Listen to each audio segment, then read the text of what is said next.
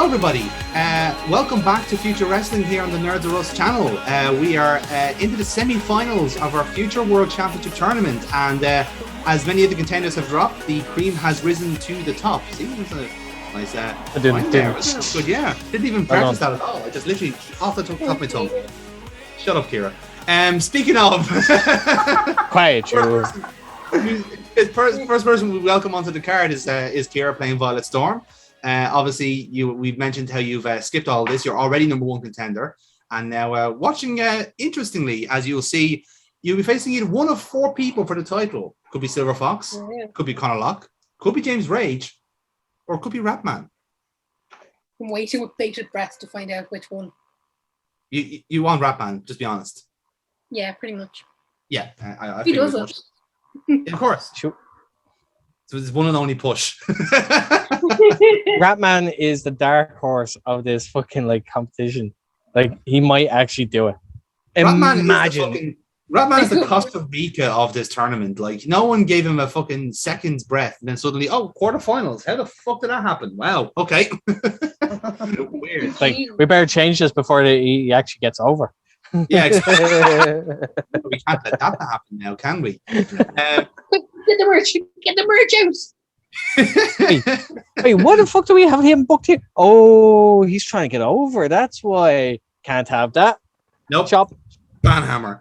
Not even that, though. It's a case of right, we have 100,000 rat meringues that were somehow commissioned out of accidents. Can we just push him to get rid of this fucking merch? Yeah, whatever. Let's do it. We got money to burn here at Future Wrestling, apparently. Again, one of the potential opponents is Conor Locke, played by Dave, who was obviously drowned in the Scottish flag at the moment. So we'll get to him whenever he returns. Silver Fox, you are facing Dave in the main event tonight. No pressure, absolutely no pressure at all, because again you're in the semi-finals, and the winner faces the winner of the match between James Rage and Ratman. I can hazard a guess who's going to win that match. Not gonna lie, I think it'd be hilarious to go against Ratman. I really do. Well, like I said, we'll cross that bridge when we come to it. But like I said, you have to defeat Conor Locke first. On the bottom left, then, is one of the people eliminated from the tournament, which is Aaron playing Jimmy Morris. In absentia, you put up a good fight last week. How are you feeling about being eliminated in the quarterfinals? Great, fantastic. You do seem to have taken it well, Aaron. To your credits, really took it in your stride. Yeah. Yeah. He had the best match ever, and he wasn't involved. Yeah. My excuse is it was my brother, and it was not me. And I couldn't even do that right. Okay. That's nice. Excuses. That's nice. Excuses. Of course, it was Tim E. Morris. How could I have not seen? Tim. Anyway. Yes. Anyway.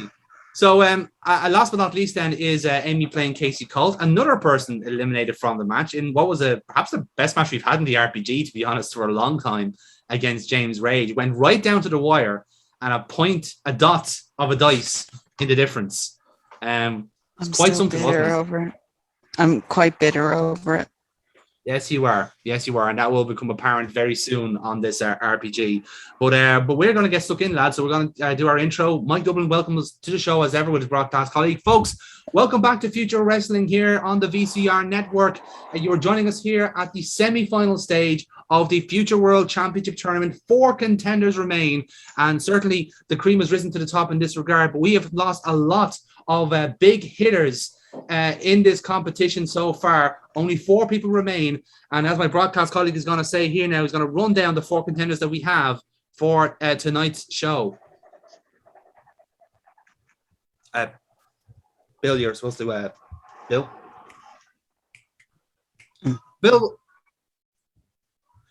Either way, well, in that case, then, Bill, I'll look through the 2 matches we have left in the tournament here, which is between James Rage and the supposed, the underdog to beat on all the dogs, Ratman, who has surprised us all with his ring acumen at the moment, but he faces his toughest challenge yet as he goes up against James Rage, who very much put his body on the line against Casey Colt last week. Bill, it was a hell of a match. I'm sure you enjoyed it.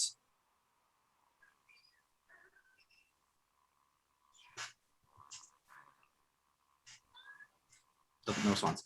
Either way, but in our main event tonight is the second of those semi-finals, as Silver Fox will take on Connor Locke, who has really grown leaps and bounds, Bill, as this tournament has gone on.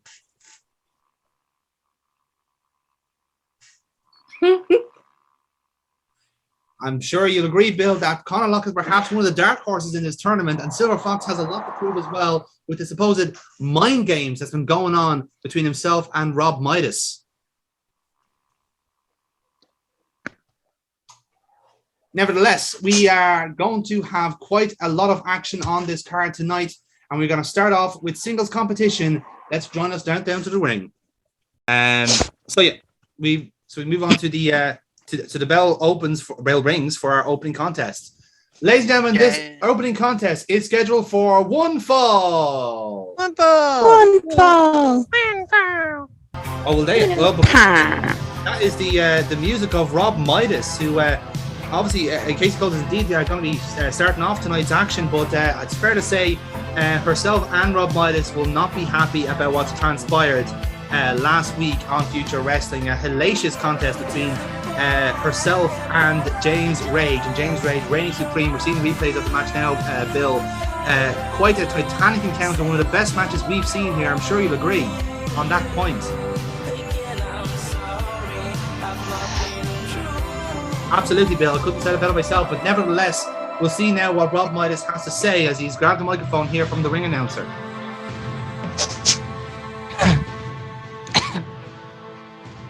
You see, all you people expect me to come out here and be like, "Oh, James Rage, how dare he?" Blah, blah, blah, blah, blah. You know, I'm not going to do that. I'm not going to come out and be all pissed off and, "Oh, I can't believe this and I have to do this." And but no, I'm just going to come out here and laugh. Because what else is there to do except to laugh? Because this whole tournament is a joke. This whole company is a joke. From Decker to Rage to everybody else. It's all one big funny joke. Because when you look at me, I am not simply a one-dimensional or two-dimensional or three-dimensional. I'm multi-dimensional. When it comes to this mind, if you don't think I have a plan A, plan B, plan C, plan triple Z, everything happens according to my design. Nobody will ever beat me on tactics. Nobody will ever beat me on the sheer volume of knowledge that I have for this. But I look at the tournament and I say to myself, there's one winner. You look at everybody that's left, and there's very few, but you look at everybody that's left, and we come to James Rage. Now, James, don't get me wrong. All I can say about last week was, it was perfect. It was the bloodbath that we said it was going to be. And it lived up even further than the hype ever could have. But you got the win. And I'm sure you're exceedingly happy about that. But I say you're probably even more happier that you got a shot on me. And I'd say all these people are very happy that you got a shot on me. Because, you know, these people don't like you. But they hate me even more than they hate you. And I don't blame them because I'm better than all of those. And James, no matter what happened last week, I will always be better than you. You can deny it. Silver Fox can deny it. Decker can deny it. But no matter what, I will always be better than you. So, James, I'm going to say this to you. I wish you the very, very best of luck. Not that I think you need it, because you don't. But I wish you the very, very best of luck, because you're going to go into that final and you're going to win, and then you're going to go and you're going to win the future wrestling heavyweight championship of the world. And when you do, me and Casey will be waiting. And make no mistake about it, every plan in my playbook will come into fruition. And on that day, we will stand in the middle of the ring, and I will once again be the manager of the world heavyweight champion. And there's not a single thing you or Decker or Silver Fox or anyone else can do about it.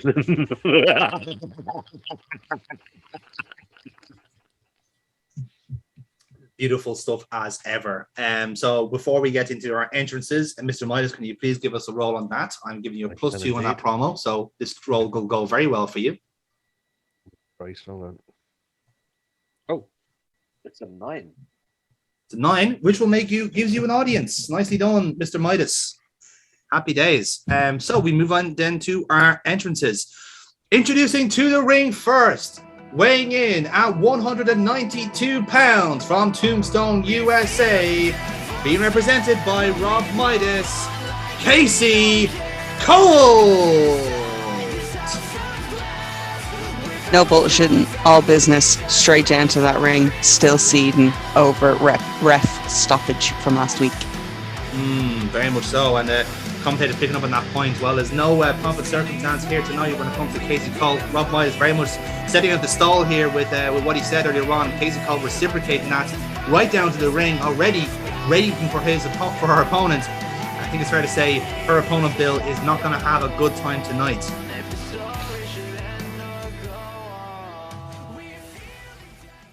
Absolutely, yep, definitely true. And her opponent, weighing in at 98 pounds from I just hit puberty.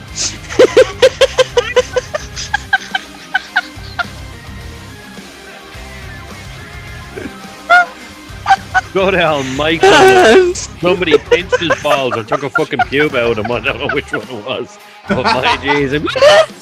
That went so high. Sorry. What was that? Oh, was it my side, was it? Okay, fair enough. It was my internet was Yeah, your voice broke and you're like, oh, his balls dropped. Okay. Oh wow, okay, fair enough. Didn't happen, but anyway. And his opponent. Your balls didn't drop. No, that's still far. Owen McLove has entered the chat. Got stuck. I have no willy. Yeah. I can do what I want. I'll have you killed. We can have you killed. Anyway, sorry, who's entering the ring? Weighing in at 198 pounds from Sandyford County, Dublin, Damon Garrick. Well, Bill, Garrick has obviously crashed out of the Future Wrestling Tournament, losing to Conor Loughlin at the first time of asking as well because of the bye he received because of Cutter's injury. But Garrick is someone who has been trying to prove himself worthy on the Future Wrestling roster, and as I understand it, he wanted this match against Casey Colt. I don't think that was a good idea from anyone backstage, and I don't think Garrick will be told otherwise. We'll see how this goes for him.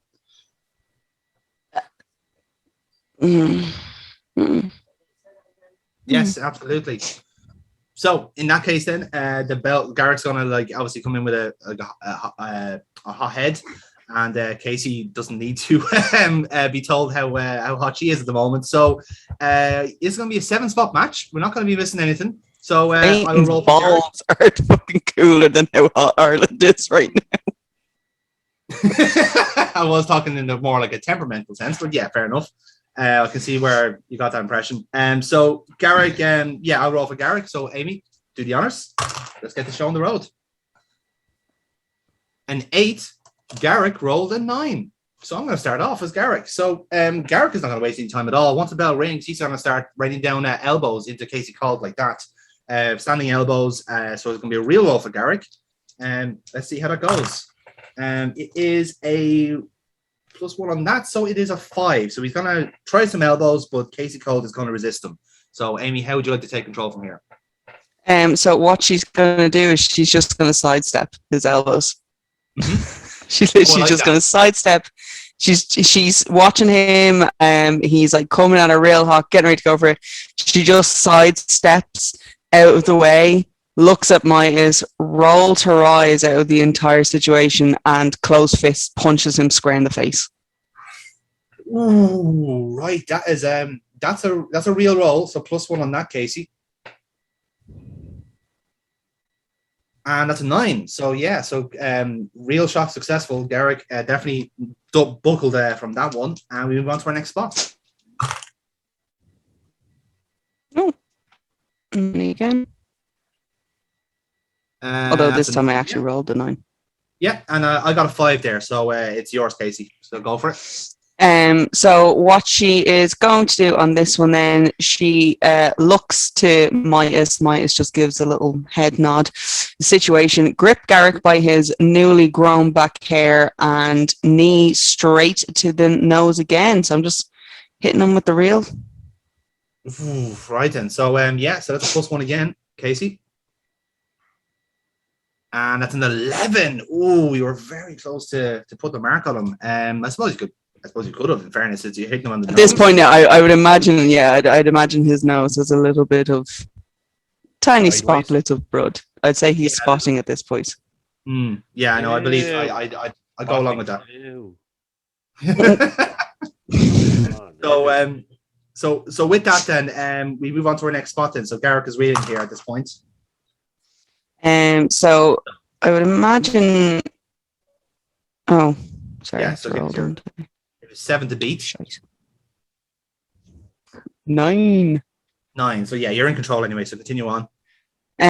So what I'm planning on doing then on this one is the ref is kind of calling on her to here. Look, stop with the closed fists. Stop with the come on, we're meant to be having a wrestling match here. I'm gonna shove the ref out of the way. So shove the ref out of the way and literally just tackle Garrick down to the mat and continuously pummel into his face. Proper, just not letting up, just realistically, just going to town on him. Okay, very good. Yeah, I'll treat that as a real roll, and the ref will, and this kind of serves as a bit of a ref warning as well. So, okay, well, Garrick is unconscious, if that's a real roll. It is. That's a 13. No, we're good. Okay, Grant. So yeah, it's a 13 overall, and yeah, Garrick is like, nah. So the referee is going he's looking at you, going like, Casey, he's up, he's out.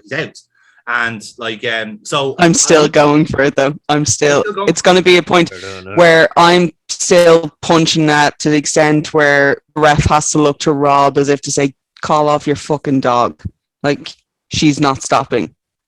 Now, so Foxy, you're the ref here. So you got someone who's out, but the assailant is still hitting the person. So what would we do here? This is a bit of a after the warning. No, it's waved off. First off, they're out cold. They're not responsive. Waved off, and if they continue to be on top of them, they get disqualified. So we've got VAR here. Amy, are you happy to be disqualified if you want to keep wailing on the individual? Okay, yeah. Well, fair enough. Yeah. If the ref wants to disqualify her, then the ref's going to get it next. I'm happy I'm not there. So yeah, that's what's going to happen then. So fair enough. The bell rings, and so the referee's going to talk to the ring announcer basically and say, "Ladies and gentlemen, by your winner by disqualification, Damon Garrick." And the commentator's going, "Well, that I don't know if that was exactly the plan that Midas and Casey Cole had, but it just shows you the tempers at flare at the moment between these two. And in their attempts to try and get some form of revenge, they've gone too far. And Damon Garrick is a bloody mess in the ring. He looks absolutely atrocious. Horrible scenes here, Bill. It's not a comfortable sight. And Casey Cole has been pulled off him by the referees. It's shocking state of affairs here at Future Wrestling."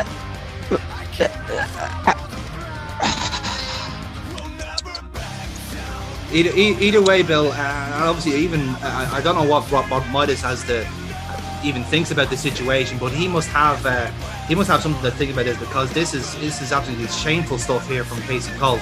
I understand that motions are high from losing that chance at a championship goal, but this is not the way to do it. So I'll leave the answers to you guys. What do you want to do here? I don't know what Rob wants to do, but at this point, I want, as the commentators are talking about this, saying that she's been disqualified, taking it too far, I want a torn off part of the ref shirt to hit Mike Dublin in the face. Like, now that's she got too far. Like, so she's gone after the ref. She's torn the shirt. She's thrown a bit at Dublin, and I'm just going to look at Dublin and go, I'd keep your mouth shut if you don't want to be next. Yeah. Or you'll be kissing some serious fucking arse. So there you have it, and yeah, we'll leave it there. That's the match done. So there you go. As Casey is leaving the ring, right up to the ref's face.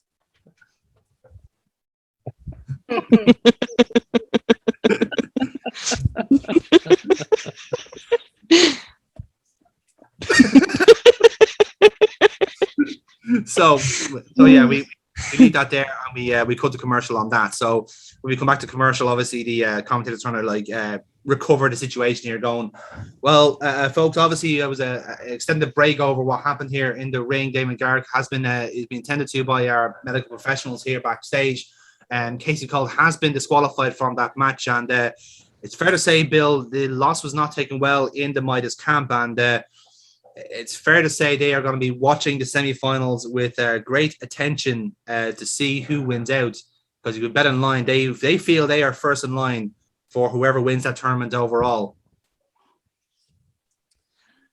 I couldn't agree more. Yeah, doors open. I'd like to speak to your manager. I want to speak to your manager. I am the manager. Last week, that wasn't me. That wasn't me there last week. That should be a rematch. And I have a whole lot of excuses here to say why it wasn't me, Mr. Decker. Mm-hmm. I was sick. I was sick of you because all of you are against me. So I was waiting for one of you to screw me over so my head wasn't in it. Rob Midas is bullying me. That wasn't me. It was my brother, which means, again, I shouldn't have lost and it shouldn't count. And it's just a straight up conspiracy because nobody likes me anymore. No one likes me. That's what I mean. No one likes me, so everyone wants me to fail. And puts me in the wrong mindset. You are a 40-year-old man complaining about conspiracy. Yes. Yes, I am. Yes, I am, because all of you hate me, and it's self-confidence issues are through the roof at the moment. What exactly do you want me to do about it, per se? I want you to right a wrong that happened last week, and I want a rematch. I want back in the tournament, and I want a rematch. Not happening. Replace me with Ratman or something, or James Rage. You want me to replace you with James Rage? That's what I'm getting from this. Yeah. Well, yes. By all means, how about you walk up to James Rage and ask him for your spot? I'm sure that's going to go down really well. No, you do it. You're the manager. You can do it. You're the manager. Fine. Wanting to get lucky again in another fight. Look at another fight, my God. Look, Jim, I've got enough to be dealing with than a 40-year-old Karen complaining in my face, right? If you want to complain about stuff, go back to Facebook, because that is very insulting. I'm not a Karen. No, you're somehow worse. Get out of here. Go. I'm having enough of you. I'm gonna leave it there. You're not a Karen. You're an Aaron. That's for sure.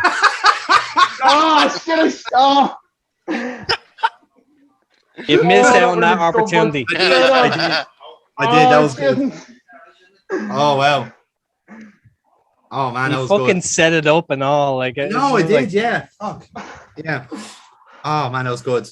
This is why I need you to write my promos for me, Foxy, because then shit like that doesn't go astray. So anyway, yeah. So the power of editing. Yes, the power of post-production. So Jim, obviously you got your just put in a very bad voiceover when you're done. Like those old You're like, Kung Fu films. you know, Karen, In you are place here. copyright. No, Fox 20. So either way, Aaron, please give us a roll on that. I'm going to give you a +2 on that promo, so it'll be a +1 overall. Can you see that? Nice. That gives you some extra momentum for your match, which is right now. So happy days. Ladies and gentlemen, this next contest is scheduled for one fall. Wemble! Introducing to the ring first. Weighing in at 227 pounds, hailing from County Cork, Ireland, Jim E. Morris. Wage back. I'm just going to storm to the ring with my book. That has Look your clipboard. doesn't have it anymore, but it has 101 excuses on it.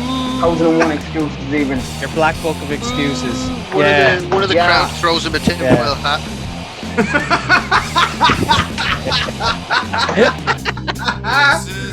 I'm hearing. Oh, are we ever working that into your character? Come on, Aaron. Next week. Don't you fucking worry. Yes. Boo, aliens are real. Boo. Well, it's fair to say this crowd is not taken to Jimmy Morris and his apparent desperation to try and get back into the Future World Championship picture, Bob. Bill, it's not gone well for Jim Morris recently, and you can see he didn't get much versus off the general manager, Carl Decker. Couldn't have said it better myself, Bill, but either way, this is where we're at the moment with the Future World Championship situation, and Jim Morris now has to find a life outside of the title picture, as he now has to go up against a very well-fancied high flyer in Kevin Kite. The late Jerry Saw. The man. Ding, ding, ding. The man to know. And his opponent, weighing in at 175 pounds from Chicago, Illinois, Kevin Kite. Well, Bill, I know that you are a fan of acrobatics in the ring, and it's fair to say Kevin Kite is one of the maestros when it comes to that. Someone who can do, I believe, a Guinness World Record of 15 flips in a minute, which is pretty impressive in that regard. But either way, Kevin Kite will be looking to try and make an impression here in Future Wrestling. We saw him a couple of times in Season 1, but Season 2 was a fresh start for everybody. And what better way is to sign off with a win against Jim Morris. And indeed, let's see what that happens. So, Aaron, this is going to be a 9-spot match altogether. So, I will roll on behalf of Kevin Kite, and you will roll for yourself. So, let's see who gets the first spot. Also, even though I didn't have a chance in the edit, hi, Jerry. How are you doing? So, Aaron, that was a 7, wasn't it? That was an 8. It was an 8. 3. I also had an 8. So, let's roll again. Oh, great. Yeah. 6. I rolled a 7. So, the way I want this match to start off with, basically, so Kevin Kite's going to be like Gene of the crowd, kind of like getting the cheers going. There's a few chants kind of in the ring for him as well. So Jim Morris is going to take umbrage to this, and he's going to try and basically like remonstrate with Kevin Kite. Kevin Kite's then going to do a bit of trickery up over the turnbuckles and basically flip over Jim Morris and then do a poison rana. So that is a +1 luck roll on that. And it is successful. So Kevin Kite pulls off a poison rana to start off the match. So lovely stuff. So moves on to the next spot. Aaron, so give us your rolls.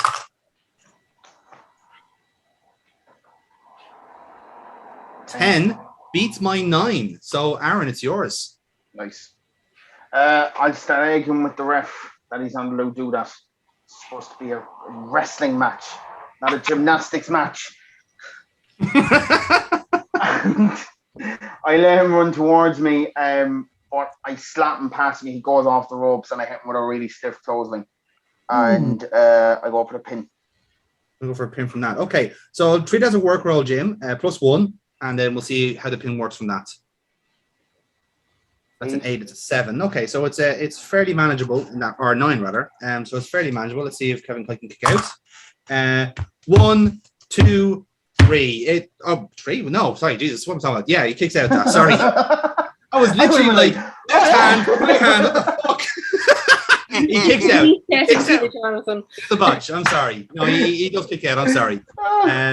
So the match does continue on that. He does kick out from the clothesline. So give us your next roll there, Aaron, please.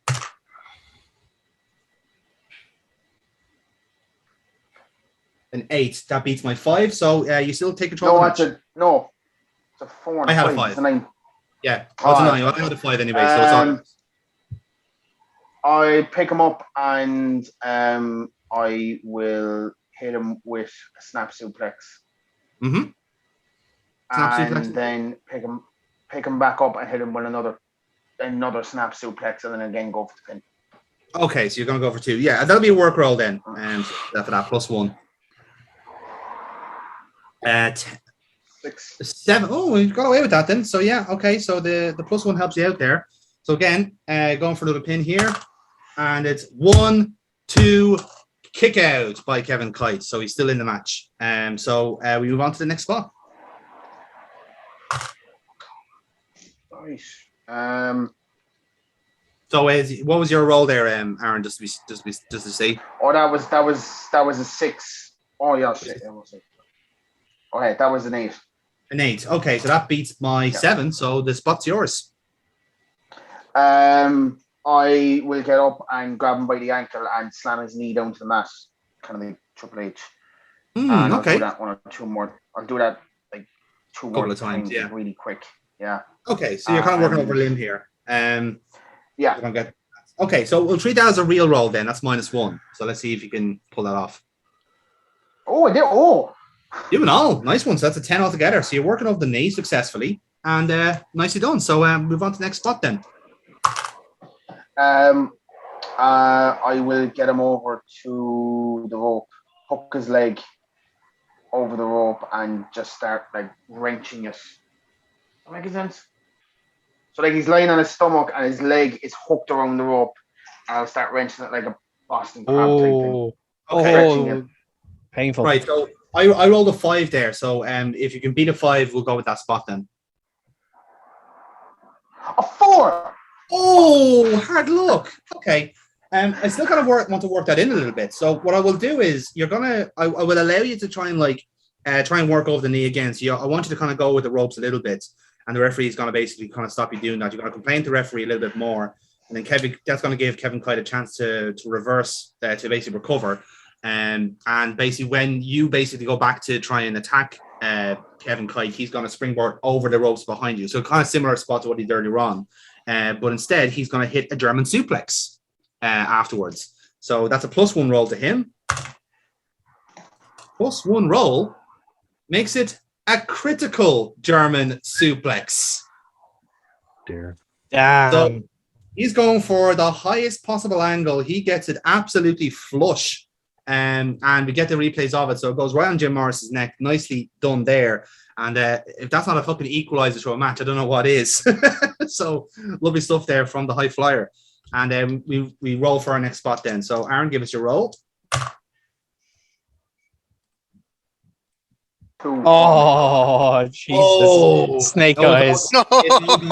No. Because mine was a 4. So Kevin Kite's in control. Oh. With the German suplex, Kevin Kite is then going to take the top rope because that is indeed his thing. So he kind of has you kind of positioned one way, and then he kind of looks at you and goes, no, not really. So he goes off the top the turnbuckle, then goes onto the opposing turnbuckle, and it's a longer distance away. So he's going to go for a frog splash from that distance, which he might be able to pull off if this look roll is successful, which is a +1. And it's an 11. So Kevin Kite's on fire here at the minute. He's really getting some steam here after 2 massive fucking spots here. So yeah, Aaron, give us your roll. That's more like it, a 7. Well, I rolled a 4. So you have to take in a nasty German suplex and a nastier frog splash. So how are you going to recover from that? I will roll out of the ring and let him follow me by sliding under. But I hit him with a kick as he's doing it and sort of rock him a bit. So earlier when I got his leg over the rope inside the ring, this time I leave him hanging out and I'll go for it again and I'll start wrenching his leg as it's hooked over the rope. I like it. Yeah, I'll keep doing that until the ref gets him off me. Lovely. Yeah, so I'll have that as a real spot again then, -1, and see if that works out for you. Oh, for fuck's sake. It's a 1. We never get a 1. I know, but the -1 makes it a 1. So, super botch. Unless we spotted super botch. Okay. Right, so you Wow.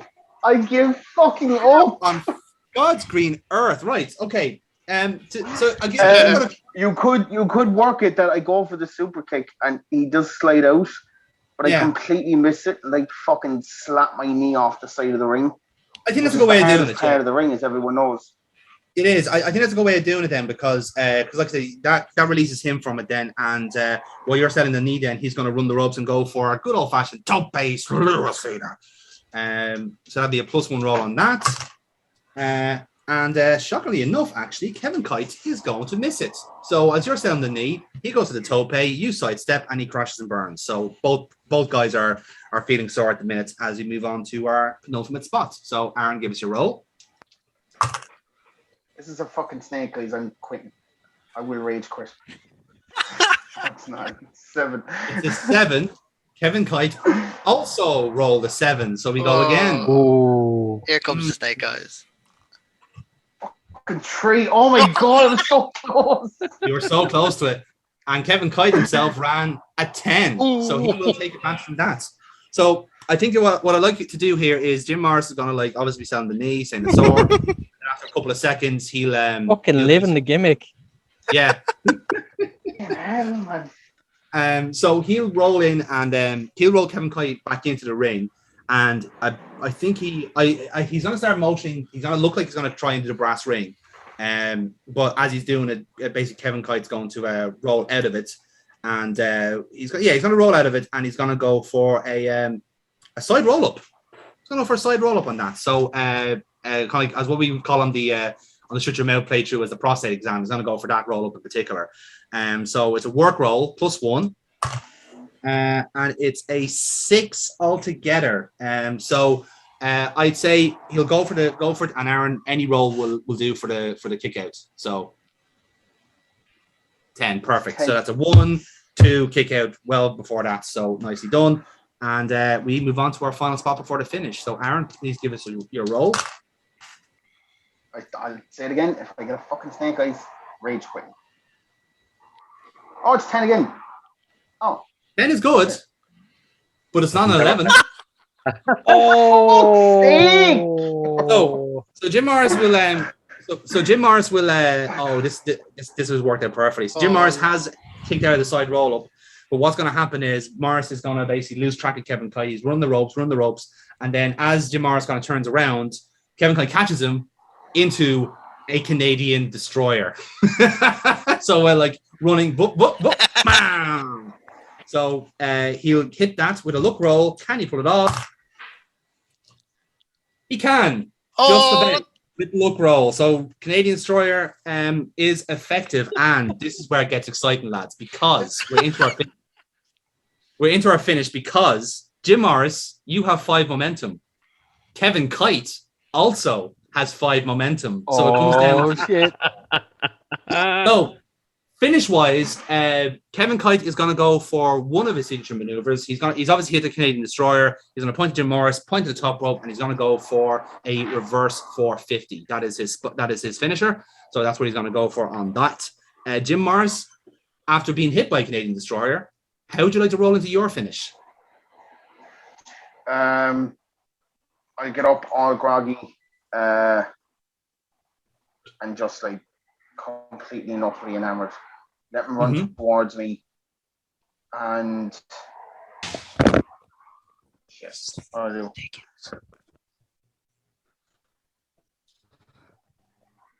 let him bounce off the ropes, and then when he comes back to me, I hit him with a kick in the gut and pick him up then for what was Austin Aries' finisher for years?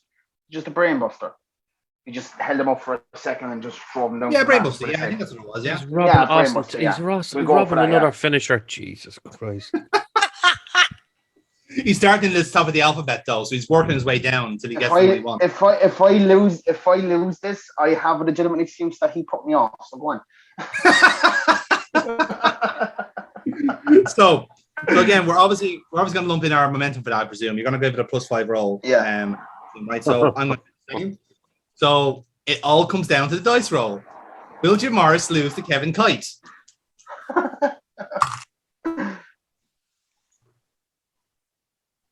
9. 9 + 8 + 5 makes it a 14. Kevin Kite rolled an 11. Yeah! So, Get in there. Destroyer hits. Jim Morris is out in the middle of the ring. Kevin Kite points to the top rope. He hits it. Reverse 450. 1, 2, 3. Ring the bell. Ladies and gentlemen, your winner, Kevin Kite. You can't steal that one, you bollocks, you. After all that complaining, straight to the back of the queue, mate. Well, there you have it. Jim Morris, in his valor, in his vigor to try and get back into winning ways, has now lost another match against Kevin Kite. Oh, God. An incredible match with some incredible moments, Bill, but fair to say, Jim Morris will feel quite silly about all of this now, considering he has just lost to Kevin Kite, and very much his stock is now starting to deplete here in Future Wrestling. My goodness, what an upset victory that is in the grand scheme of things. So, as far as Kevin Kite will take the victory, he's a pure babyface, so there's no actors from him. But Jim Morris, how are you responding to this match? To how this has ended? Fucking bullshit. That's what. Oh my God, did you lose? I have no Yes, idea. he lost. Yes, they did lose. Yes, they did lose. Yes. You lost to a non-playable character. Wow. The two of us had 5 momentum at the end, and I drew a fucking 9, and he drew an 11, and he fucking beat me. And Ryan, I actually don't think you even deserve to be a playable character anymore. Jim does better when you're not playing him. Do you want to take? Do you want to take someone else? Do you want to take Captain Jack Freedom and see if you can, bring him up from the ashes? You take Bobbin if you want to. I mean, Bobbin's free. Bobbin needs a tag Oh team no! partner. Fuck off! I'm Ratman. He's not being my sidekick. Although, lads, that is actually a tag team I would really like to see. No, you don't. No, you never don't. happened. It's like a really, really weird version of Del Boy and Rodney. I would Thank get you. to call him a tart. Shut up. You. Yeah, there you go. So either way, then, so Jim Morris obviously rolls out of the ring, humiliated, and we'll see what happens next with Jim Morris. So then we roll into our next match then. So ding, ding, ding. Ladies and gentlemen, this next contest is a semi-final in the Future World Championship Tournament. Introducing to the ring first, weighing in at 203 pounds, hailing from the Rat Cave, being accompanied to the ring by Bobbin, the hero that we can afford, Ratman! Well, folks, listen to the noise of the crowd. If you want to see who is the fan favorite in this tournament, you are looking at him right now. The Cape Crusader, that is not quite the Cape Crusader, but he's close enough. Nevertheless, is what fans want to see as the winner here. But Bill, I'm going to be straight up honest here. I do not fancy his chances against his opponent here.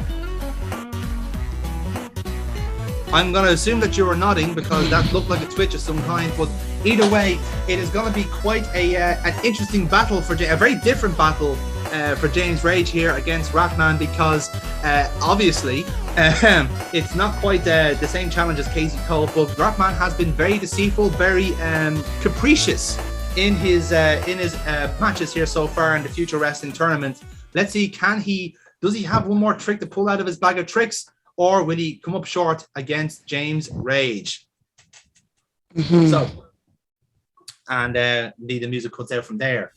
And his opponent, weighing in at 230 pounds from the Asylum Fight Camp, James Rage. Well, it's fair to say, Bill, that James Rage is perhaps the favourite now of the tournament after taking out Casey Colt in one of the most violent matches I've seen since what we saw earlier on tonight. Bill, obviously you must be a big fan of James Rage. You must see him going all the way in this tournament.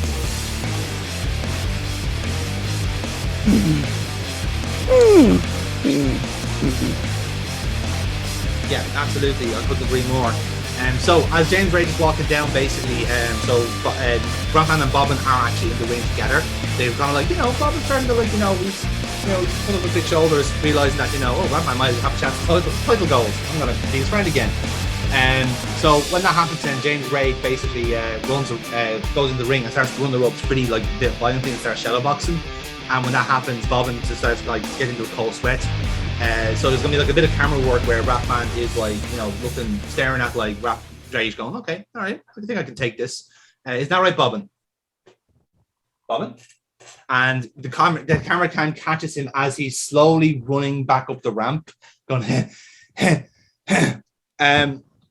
Bill, I don't want to put the cart before the horse here, but I'm fairly sure that's Bobbin trying to run away from this match. I thought we were going to see United Force there between the two tag team parties, but it looks like Bobbin has made his decision, and Ratman is now alone in the ring with James Rage. I don't think this is going to go well at all. So indeed, the bell rings on that, and we get this match underway. So it's pretty simple. It's obviously James Rage is not here tonight, but we'll simulate this match either way. So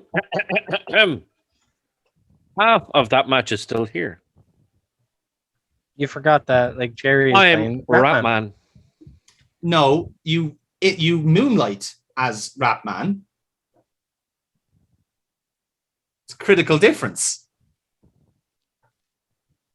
So anyway, so the bell rings and it's basically fuck yourself, Jonathan. the clue. Yes.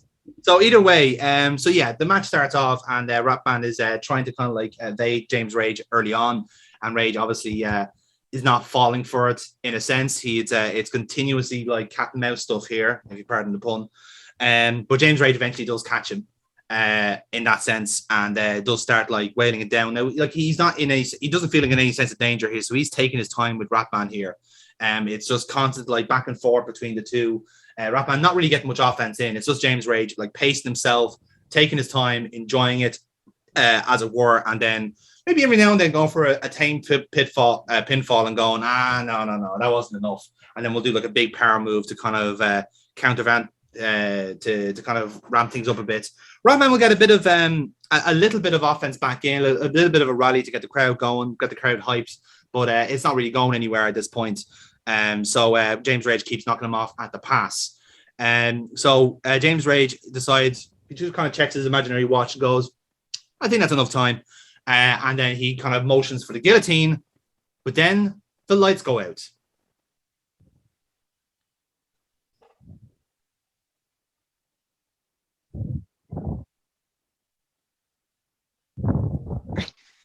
I was a bit distracted. What's happening? The lights go out. Let's go out. Lights go Okay. out. Lights go out on this one. You can hear scuffling stuff from going on in the ring. You can't actually see anything that's going on. However, but when the lights come back on, Casey's standing there with a baseball bat, having taken out Ratman, working on behalf of James Rage. Unfortunately, James Rage is going to get the disqualification on it, and Ratman is going to win the match. Oh, right. So how that's gonna work? All right, that's a very fucking heel move, Amy. You have 4 momentum, so if we want the spot to work, you can spend the momentum to do it. Spend it all. Oh yeah. Well, I don't have any matches left. Do I have any momentum? You have 2 momentum, Rob. If you want to add to it, Yeah, I'll give it to her. That's 6. Okay, so we've got 6 momentum. You literally just needed one. Well, we've got a 13. 13. Oh, No, we're good. Grant, we're fine. So yeah, with that, so yeah, right then. So You're welcome, yeah. James. You're welcome. So when the light go out, we see. Wait, oh my God, that's Casey Colton. Is that Ratman's down? Ratman's down, and the referee. No, the referee's gonna call for. He has. That means that James Rage has been disqualified from the tournament. Oh my goodness, the look of anger on James Rage's face here as the ring announcer, ladies and gentlemen, your winner by disqualification and true to the final of the future World Championship Tournament, Ratman. And so there's a split second here as James Rage is trying to process what's happening. Casey, Rob, what's going on here? I'm just very kind of a kind of sickening smile kind of on the face as Rob is just laughing manically in the back as I like have the back kind of like resting on the back of my shoulders, the two of us walking backwards just grinning like absolute madmen. I'm sorry, just laughing anyway. But it's so funny. So yeah, I think there's only I think at this point, like, so are you guys kind of trying to picture the scene here? So you guys kind of walking out like as is, or are you getting kind of chased out by Rage? Because I think Rage is like paralyzed by fear at this point. Rage. I think Rage is legit just staring in absolute disgust, shock, and pure shock, and utter anger and hatred of just like what's just after happening. Meanwhile, Rob and Casey are very. There's no point in me beating around the bush about this, but they're very Harlequin and Joker about how they're leaving the arena, because at this point Casey is just after, like, she hasn't bothered changing, so she still has like Garrick's blood on her hair is slightly amiss, probably in pigtails. Let's call a spade here. As they walk out. Yeah, no, that's fair enough. And like he's walk out, and like again, Rage is just kind of like just staring at the scene, realizing what's happened, and the commentators go, well, I think if you were given odds for Ratman to beat James Rage, I don't think you would have taken it. But either way, you have to say that James Rage was the favorite for this tournament, and now he is out. That means it could be like a fair game now for who could win this future world tournament. James Rage, the big heavyweight, out of the tournament, and it's fair to say once he fully processes what's happened here, we are going to have some very tense situations in the ring and out of it between himself and Casey Cole. This is not over by a long shot between these two. It's going to be remarkable to see what happens next, and indeed we will find out. And well done, Casey. After that, you're top of the card. So nicely done. You've politicked your way to the top of the card. So indeed, the thing that happens then is backstage. Is Volestorm warming up? So she's essentially kind of watching backstage what's going on. So I suppose that the promo has kind of changed context here a little bit, in a sense, now that Miles and Casey go like, we've done you a favor here. You know, James Rage is out. We've taken out the big person, so now you can kind of like say, well, maybe you can, you know, whichever way you want to go with it, basically. So Midas, you can kind of take the lead from there, whichever way you want to go with it. Okay. But essentially, the scene kind of starts off with Volestorm kind of like surveying it from the backstage monitor, seeing like how this is all played out, seeing that James Rage is now essentially eliminated. So I'll start with commentator, and then Midas can cut in from there. So, okay. Well, folks, indeed, another person that is also watching this intently is Violet Storm, who is going to face the winner of this tournament overall at our next pay-per-view. And it's fair to say, oh well, hang on, there's trouble now. Is Midas and Casey coming to the call? Let's listen in here. What's going on? Oh, look who it is, Violet Storm. Now, come on, be honest with me. Tell me you didn't just love what you just saw. Go on, give it on me. Go on. I'm just wondering what your angle is really, because there's always an angle. You see, Violet, that's why I like you, because you're cleverer than most others here. Of course, there's an angle. Of course, there is. But That's for me to know and you never to find out. But let's be perfectly honest, Violet. I just did you the biggest favor that anyone's ever done for you. Because let's be perfectly honest, you're going to be the next future heavyweight champion. How does that actually feel? How does it feel to know that because of me and Casey Colt, you're going to be the next champion? How does it feel? Yeah, but you see, here's the thing. That angle is all about you. This wasn't a favor to me, so I'm not going to be manipulated by your little words. You seem to underestimate a lot of people on this card. So we'll just have to wait and see. Oh, and see we shall. But you see, you have to remember one thing is that I said at the start of this night, I said there was a plan A, plan B, plan C, plan D. Violet, I'm going to just say this to you as bluntly as I can. Don't get in our way. Casey will be the heavyweight champion. Yeah, sure. With you leading her there. Well, you did so well before that, haven't you? Well, guess we'll see how well your puppet does. And if she wants to come after me, or whoever it is holding the title, she can. But that doesn't say she's going to win. James Rage has already put it down once. Did you watch the end of that match? He was unconscious. She never gave up. She wasn't pinned. She was simply unconscious. So I'm going to give you a piece of advice, Violet. And it's simply this. You don't figure into my plans. But if you want to, I will make life a living hell for you. Look what's happened to Fox. Look what just happened to James Rage. Do you want the same thing to happen to you, Casey? Do you really? Not Casey, Violet, whatever the fuck your name is. I don't really care anymore. This is how absolutely twisted and fucking sick I am.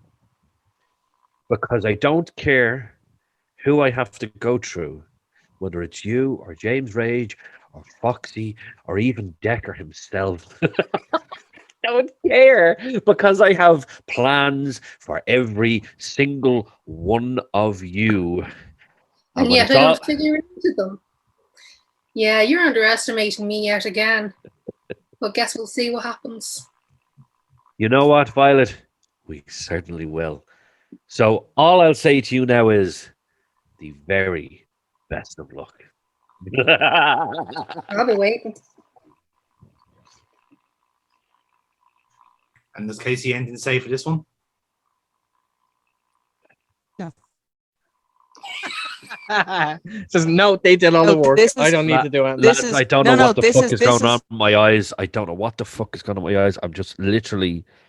I'd say there's quite a high pollen count today. Yeah. So I'd say that's been aggravating me. What Casey is doing in this point, she's literally just kind of smiling and nodding. And the more that Midas talks, the more kind of sinister her smile gets as he keeps as he goes on to it, to the extent where she hasn't even blinked anymore. She's just ceased to actually blink the entire time while she's just staring at Violet the whole time. Not once breaking anything. Just the smile just continues to get bigger as the eyes just stay locked on her, not once taking them off. I like it. So yeah, lovely stuff, lads. That was fantastic.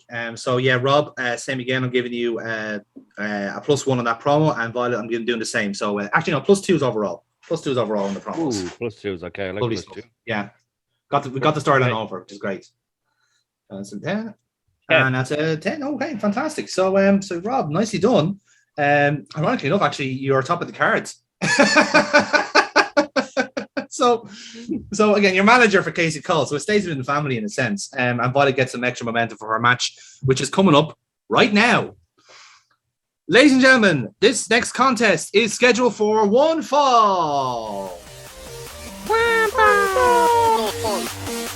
Introducing to the ring first, weighing in at 193 pounds from Dublin, Ireland, Violet Storm.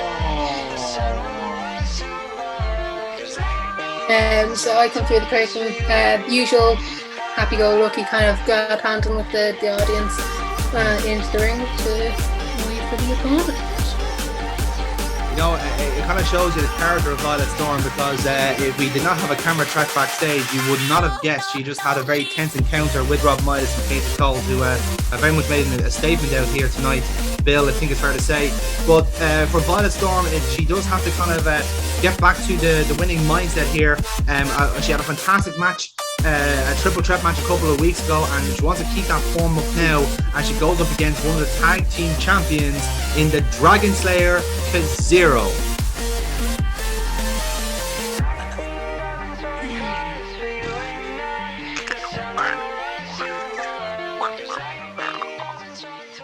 Totally agree.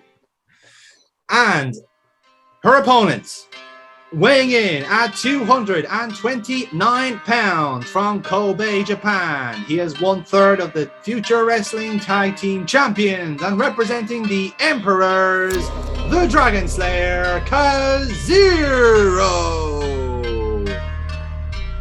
Well, Bill, as I said, one of the lowlights of the time of the Emperors here has been the Future World Championship Tournament. But either way, Kazero is now going to try and rebuild that momentum with a win against the #1 contender. It certainly will be a good way of starting that off for the Tag Team Champions.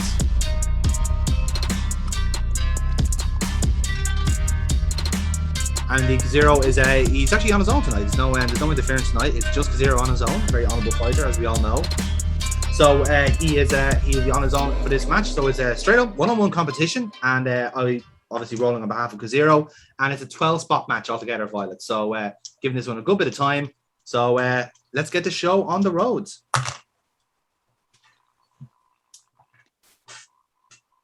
Oh, that is definitely getting the show on the road, because that beats my 7. So you start off, Kira. Go nuts.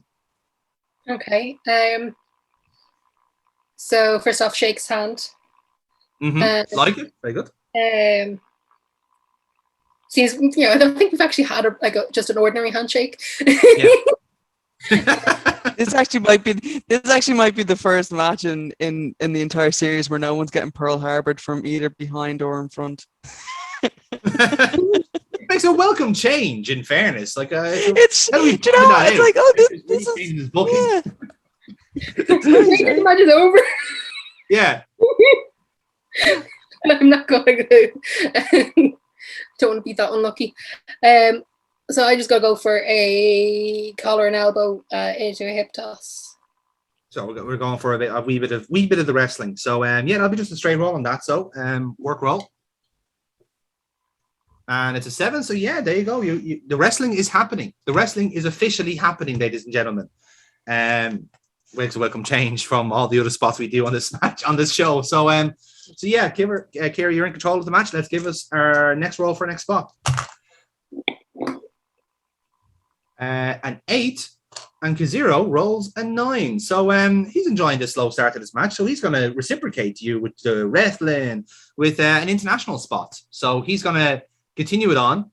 So it's going to be a work roll for him to see if he can keep it going. And funny enough, actually, it's going to be a 6 overall. So Kira, you get to reverse the international. So essentially, like whenever he, I suppose, he kind of like does the up and over, maybe you have a chance to reverse there. You know, when he's going to run the ropes and you duck underneath, or you jump over, whichever one you want to do, reverse from there. Okay, yeah. So do I have to roll for that? Well, whatever your reversal is first. So whatever you want to transition into, and then you can do the roll for it.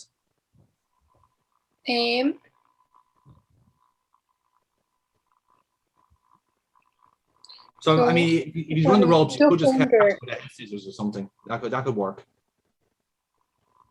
or even a hip toss. Yeah, no, go for the head scissors. Head scissors, right? That will be a luck roll on that then, and so straight roll. Successful. So nicely done. Bit of momentum for Violet Storm on that. So good stuff overall. We move on to our next spot then. Okay, so it gives you a roll there. Let's see if you beat. Can you take advantage? It's a 5. And Kazira roll double that. It's a 10. So after that, then, so he goes for head scissors, and then Kaziro is gonna like feed up on the ropes. Then, so I want basically Violet Storm to whip him from rope to rope. You're gonna go for a clothesline. He will duck it and hopefully go for a sling blade. So it'll be a luck roll. And fuck me, right? That was a +1 to his luck. So that's a critical sling blade. So wow, how about that? Critical sling blade for Kaziro. And yeah, lovely stuff from there. So we get the replays of it. You might even get like an extra fucking rotation on it, whatever. So it looks pretty damn fucking good anyway, and the crowd pops for it. So we move on to our next spot then. And it's 9. That beats my 4. So Kira, you have a quick chance to recover from the sling blades, which obviously left a mark. Okay. So he's still standing. Yes. Okay. Then so if I roll up and go for a spear. Spear, yeah. Grant. That'll be a look roll again, Violet. So straight roll on that. It's a 5, right? So I think the best way to go is you'll go for the spear, and Kaziro will basically sidestep it. And what I'd like him to do is a German suplex, perhaps. It'll be a work roll. So let's see if he pulls it off. That'll do. It's a -1 to it, so it actually does hit a German suplex. So nicely done on that. So he does reverse it, and we go from there. So Zero's got the early offense so far. So we'll go for our next spot from that. That's a 9, and Kaziro shockingly rolls a 10. Kaziro's on a bit of fire here. So what he's going to go is with that then. So he's gone from a German suplex. So what I would like him to do from there is what would suit him the best. Actually, he's going to go for a Dragon Sleeper. He's going to go for a wear down. So it's a work roll. So let's see if he pulls it off. On that, it's a 6 altogether because he rolled a 7. So he's going to go for the Dragon Sleeper. You'll have it in, and basically you kind of work your way out of it, and you can take control with a reversal from there. So Dragon Sleeper is kind of the one where he's like kind of got the what's it? Like Sting. Yeah, he's got that's it. Yeah, under the, yeah. I couldn't think of the term. So basically, you can kind of you can basically just power out of like it. In a sense. Sting. Why did I think of the police when you said that? Because it was like. Because Really? Sting. I actually, honestly, for a microsecond, I had a brain fart and forgot there was a wrestler called Sting, and I was thinking, why the fuck would he do that? Why didn't you find out he's in DNA and WCW as well? So would I be able to reverse it by like using the turnbuckles to flip over? You can, yeah. Yeah, that works. Yeah. I'll treat that as a work roll. So straight again, but. And lovely stuff. So you break out the Dragon Sleeper and you get some momentum out of it. So lovely stuff. And we move on to our next spot then from that. It's a 7, beats my 4. So Violet, you stay in control of the match. Okay. How many spots are we left? We are at the halfway mark of the match, so we're halfway through. So if he is on the map, then I want to go for a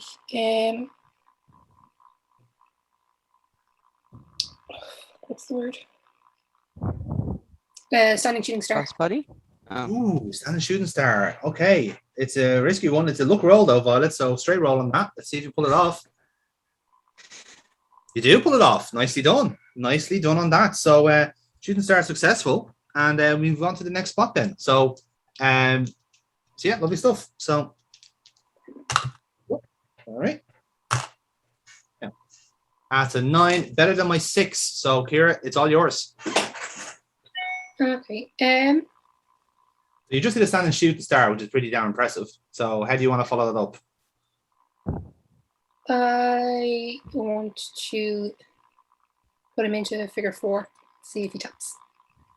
Okay, interesting. Right, so it'll be a work roll on that.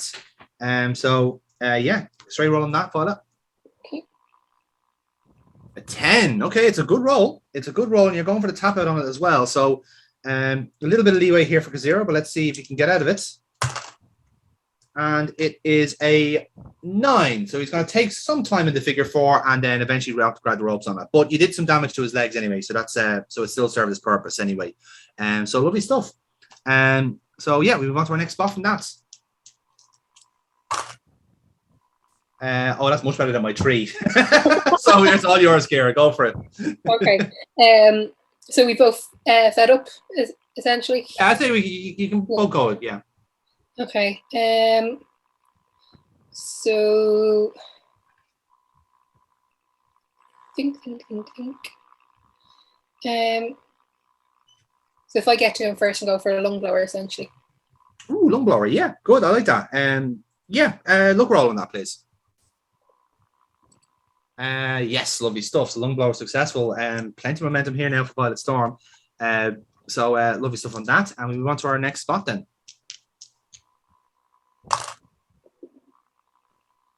Oh, it's 11. Oh, so close. I got a 5, so it's all yours, Kira. You're so close. You save your criticals to the end. It's fine. I know what you're doing. It's fine. You're playing the long game. So I've done the lung blower. Can I just put him into sleeper then? Looking for sleeper. Okay, interesting. Right. So yeah, it'll be just a straight roll then to see how strong the submission is then. It's an 8. Okay, so it'll be enough to kind of get out of, I'd say. And it's a 7. So yeah, he kind of like works his way out of the sleeper then, and we just get a bit of a separation then for the next spot then. So you get some momentum out of the sleeper at least. So we go on to our next spot then. So let's see who gets the initiative. It's yours again, Kira, because I rolled a 6. So you're still in control. Carry on. Okay. Right. So if we run the ropes and and then I go for a belly to back suplex. Yeah, I like that. I'm going to treat it since you're kind of doing it from a run the rope aspect. I'm going to treat it as a power roll, which is a -1 because you need a good base for that. So let's see if you can make it work with the roll. Ooh. If only, but yeah, belly to back suplex is successful, and you take a Kazero with that. So nicely done in that regard. Kazero, all momentum very much taken out there. So lovely stuff. So we are a few spots away from the end. Here you're comfortably in the lead here, momentum wise. So let's see you get on. That's a 7. I also rolled a 7. So let's go again. Nice, a 10. Also a 10. Holy shit. We've never had 3 draws. Could we 3 get for 3 3? draws No, Get that. not happening. If you get that. Not happening. No, it's not. So Violet, you have a choice here. You can go for double momentum, you can have a double spot, or you can have a free audience, depending on what you do next.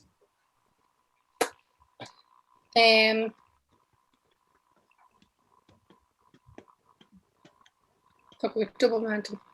Double momentum, right? And so what is your spot? So where is he now again? So you've just hit him you've just hit the belly to back suplex. So he's kind of feeding them from there, perhaps near the ropes, I would say, going by the trajectory.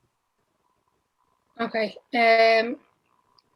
So then if I go for a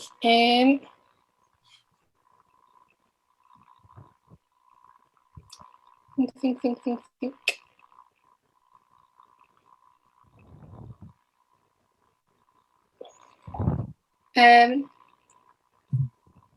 Mine's gone completely blank. If he's kind of near ropes, you might be able to kind of like throw him out and then go for a high spot, high dive. That could be an option. You could run through the ropes, go turnbuckle. Few options there. Like I said, whatever it is, if this works out, it's double momentum, so you can make it a nice good spot if you want to. Yeah. So if I knock him out over the ropes and go for a jump rope suicide. Lovely stuff. Yeah, it'll be a straight roll on that then. And if it's successful, double momentum. And it is. So there you go. Top 8 successful and the momentum is yours. So nicely done, Kira. And we're now outside the ring here for the last 2 spots of the match. So give us your rolls. Let's see what happens next. That is an 8. And Kazero rolled an 11. So what I would like you to do here is I'd like you to get onto the apron and kind of go for almost like a side swipe with your foot. And basically Zero's gonna duck that and basically grab your foot and then like gonna go for like a crash and burn kind of thing where basically like he pulls it off and pulls you down and your face hits the apron. So I'm gonna treat that as a real roll. Let's see if Kazero can make it work. Can he fucking make it work? It's a 12. So it's gonna be boom. Oh, it's gonna chin to apron shit here. So yeah, fucking hell. So yeah, that will do for Kazero, all right. Fucking hell. Right then, so this is the last spot before the finish. So let's see who gets the initiative. It's a 6, and it's better than my 4. So Kira, you take initiative. So we're still outside the ring here. That's my shoe. I think Bill finally found his voice on commentary. Anyway, so yes, so we're as things stand, we're both outside the ring. You've been basically like sparked out from the chin to the apron. So where would you like to go from here? I presume Zero is going to get you back into the ring here. She's So sitting. Talk to you later. Okay, so I've basically hauled myself up. If I could grab the Zero and into the You gotta send that to me. before they're rolling us You back can in. save a full photo, Damien. Here. yeah, I can't. There's somebody. There we go. Honestly. So Kira, one more time. Yeah, so if I'm after hauling myself up off of the ground using the apron, Yes. and if I can then Irish whip Zero into the steps before rolling us back into the ring. Okay, right. Yeah, I'll treat that as a power roll then. So it'll be -1. Good. It is successful. So you do whip him into the steps, and you'll get yourself into the ring then, and Kazero will follow after then. So he'll beat the count, and then we get into our finish this way. So momentum check. Kazero is on a +5, while Violet Storm is on a +12. So I fancy your chances here, Kira, right? So what's Kazero going to do here? So Kazero obviously has been on a bit of the back foot for most of this match. So what I'd like him to do is essentially, because I'm assuming you'd be going for your trademark, your kind of Gale Force on that, wouldn't you? Yeah. So you'd be kind of working towards that. So I would like him to basically dodge it. So the way I would have it work is basically he would dodge it, you'd land on your feet, and by the time you kind of turn around, he hits you with the Shining Wizard, which is his finisher. So that's what I like to do. And obviously, I take it you'd be doing something to work towards the Gale Force moonsault, and then that, I presume, yeah? Yeah. So Right, okay. what I was thinking is as he's coming in to the ring, we try and run the ropes, duck spear, double stomp, and then up for the Gale Force. So that'll be the finish then. Okay, grand. So yeah, this is gonna be a plus. I presume you're going all 12 on this, so I will do the same with my +5. Can't hold on to them. Yeah. No point, no, because you're done after this. So yeah, it'll be a +7 swing altogether. Let's see what happens. It's a 7 with the 12 makes it a 19, whereas I rolled a 6, so it means nothing. So either way, so again, as you said it there, so you're going to go for you're going to basically run the ropes. You're going to hit a spear, as you said. Double stomp. You could Double stomp to keep him where he is. Yeah. And pop up for a Gale Force. And go for the Gale Force, and you will hit it successfully, and it'll be a 1, a 2, and 3. Ring the bell, ladies and gentlemen. Your winner, Violet Storm. Well, Bill, it is exactly the type of match quality we've come to expect from Violet Storm and the Dragon Slayer. They have not disappointed here tonight, and yet another win for Violet Storm as she continues to up her game, going into what would be the title match with the future World Tournament winner. Pretty exciting outing so far, Bill, you have to say.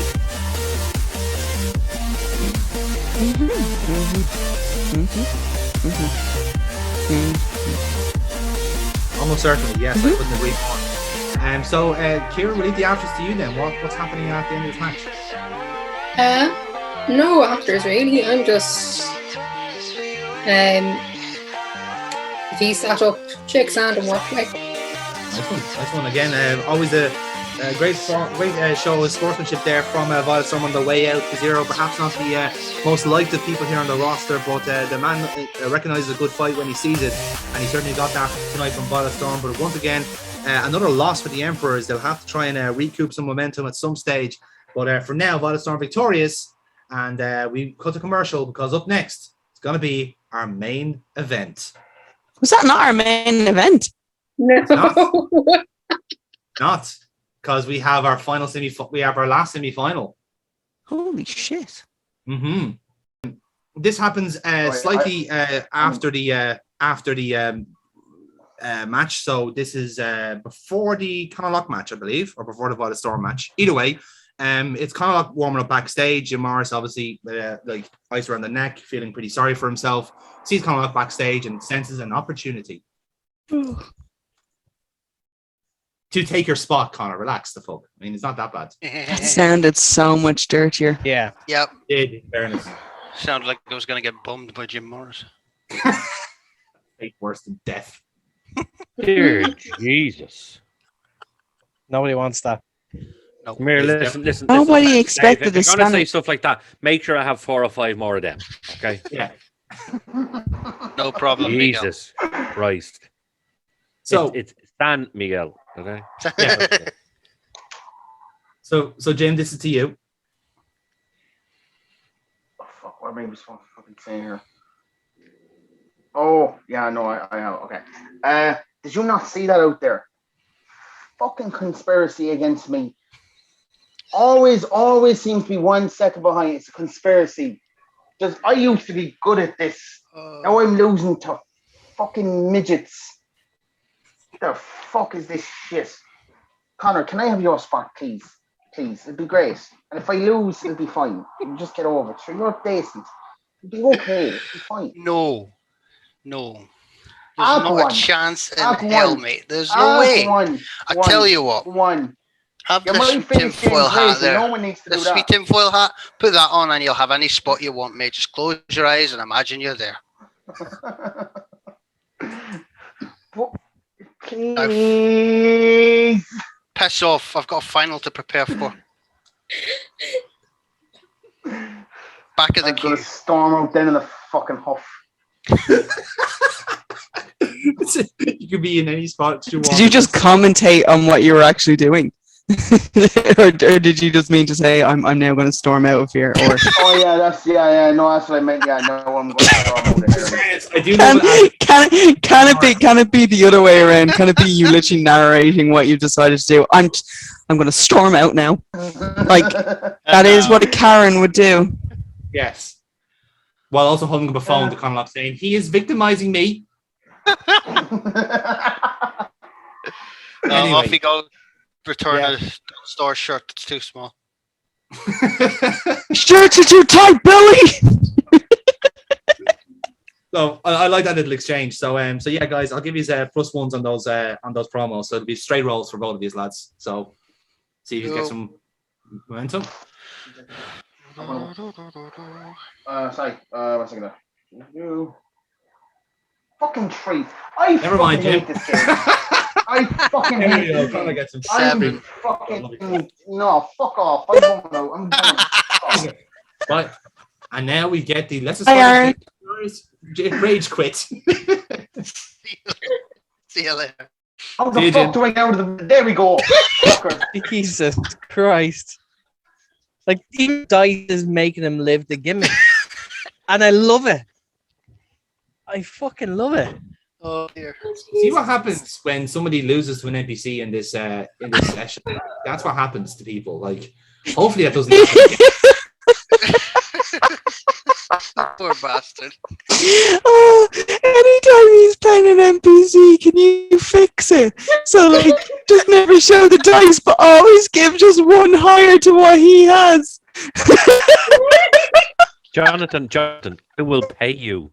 I will pay you to do that. I I rolled will a pay you 7, to do by the way. or tell you what, every time I'm on and there's an unplayable character, I'll play and I'll just cheat me fucking way through it. That works either way. I don't mind. I'm not fussy. So He goes up against Redman. indeed, that's exactly what it is. So again, the commentators will welcome back here. Well, folks, we only have one last match to show you here tonight on Future Wrestling, and what a match it's going to be. The last semi-final of the Future World Championship Tournament, and shockingly, it's the person who's going to face Ratman in the final. Silver Fox and Conor Locke face each other on our first week back here in season 2, but the context now is very different indeed. Silver Fox and Conor Locke, you could argue, are now very different people to how they were on the first week back. And it should be interesting to see now, with the stakes so high and a title shot on the line, who will prevail and who will falter. Let's go to the ring. Let's get this match on the way. Ladies and gentlemen, this next contest is your main event of the evening. And it is a semi-final in the Future World Championship Tournament. Introducing to the ring first, weighing in at 197 pounds from Inverness, Scotland, Conor Locke. You're muted, Dave. Not Jordy. So I'm making my way down to the ring. Bit of a confident swagger. I'm just holding up my finger just to say there's one more obstacle left to make it to that final. Make my way down to the ring, up the steps, step in, and I await Silver Fox.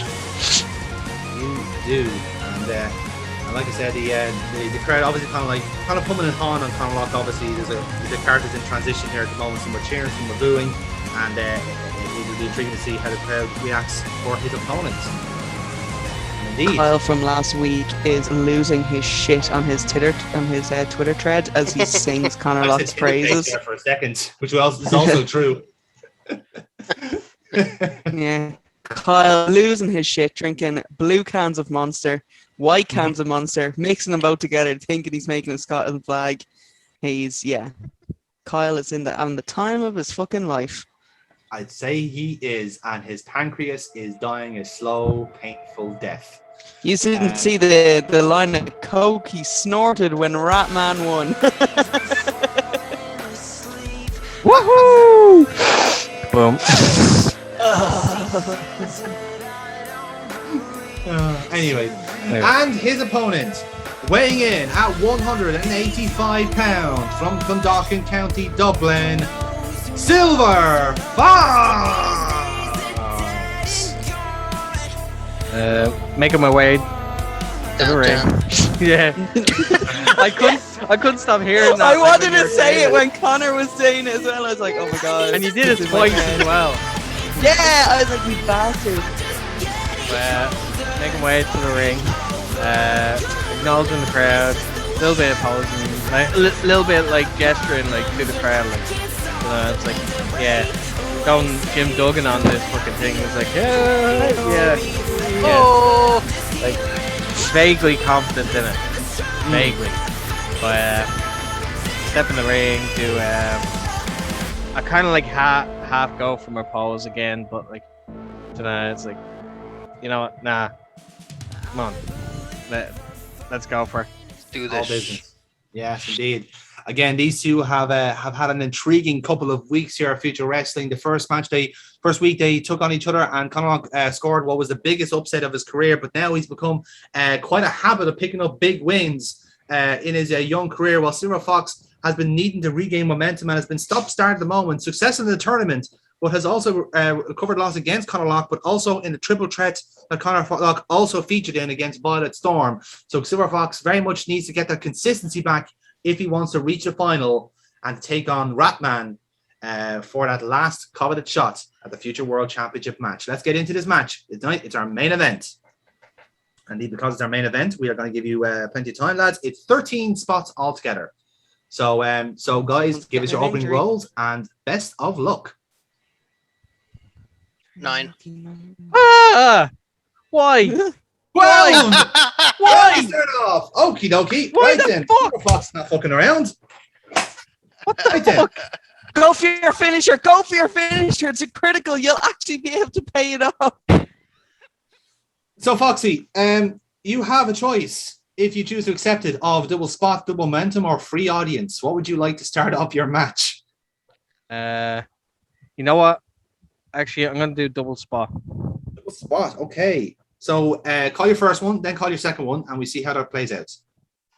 First one, I'm literally like, okay, like, because it's all business, is just looking around. It's like, I'm gonna stiff him with a fucking loaf right to the face. Boom. Right then. He turns around and I'm going for the silver lining. Right then. Right then. Okay. Take a little Scotsman wee out of it. Now then, so this is interesting because the stiff shot is going to be a reel, which is a straight roll, and at this point, Foxy, you only got one momentum for the silver lining. So did you want to spend any for it, or are you going for a straight roll on that as well? That was straight run. Straight roll. So these are going to be 2 straight rolls. Oh my so God, the first Silver one, Fox is fucking Jesus Christ. He's confident going into this. I really hope this pays off. No offense to Connor Locke, but this would be hilarious. this would be a if it gambit. paid off. Yeah. So again, again to make this work, the first roll has to work out. So this is for the straight shoot headbutt, the stiff shot. Yep, 10.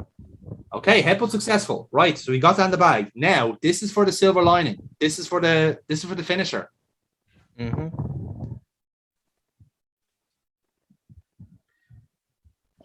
Come on, what the fuck? Just barely. Fucking 7. Heaven, ooh, right then. So, either way, you do get your good momentum out of it, and an audience because that was your objective as well. So nicely done.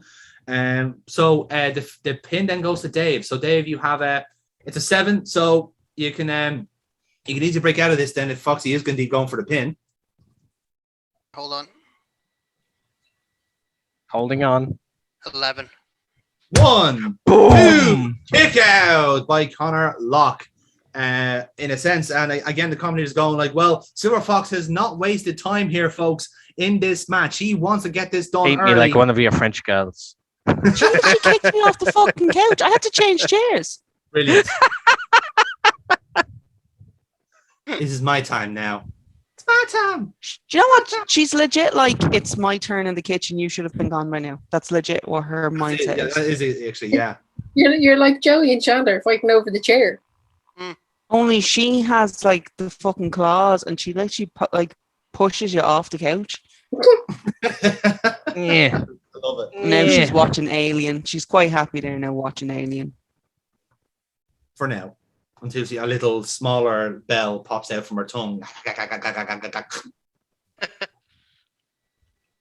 Dude, don't do that. So she's very into it, actually. yeah, taking ideas. So yeah, as I was saying, so obviously you went for the finish, was unsuccessful, but you got the momentum out of it either way. So then we move on to spot 3 after that. So guys, give us your rolls. Era.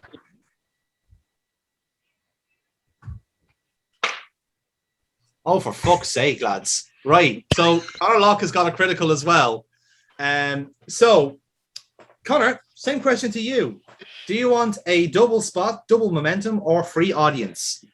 Double momentum, please, Johnny. Right. And what do you want from that? Return of the luck. Turn off the dafty. Return off the dafty. I am going to go for... I'm going to shoot straight. Like, he put the headbutt into me, so I'm going to literally go for the UFC knee to the face. Interesting. Just, Right. just brutal, straight, full force into the face. I like it. I like it. Now the thing. Now it is a real roll. So at the moment you are -1 on it. So let's see if you. Oh, you don't need it. Never mind. You are good to go. So that is successful, and you get the momentum out of it too. So nicely done, lads. Can we continue the run of critical rolls? Let's see. So move on to the next step, lads. 6. Answer is no. It's a 9 though. So Foxy, you take control from here. Where's Connor gonna be for this one?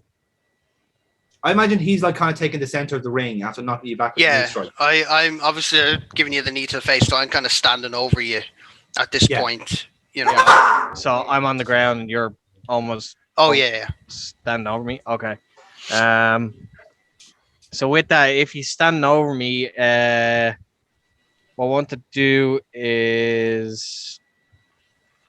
Because this is always going to be a fucking bloodbath of a match, like. Yeah. In fairness.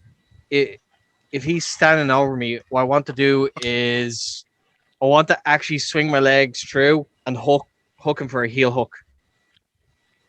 Interesting. I like it. It's a work roll. So it's a +1 for Foxy. Bollocks. It's well actually no, it does work because you got the +1. So you do get the heel hook locked in on that.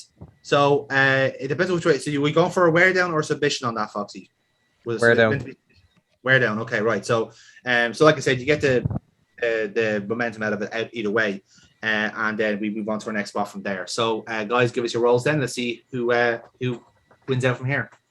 It's 11, 9. Ooh, high rolls, lads. Connor, it's you. Okay, so I'm going to ask the same question. Silver Fox is. I have you hooked in for the heel hook. Okay.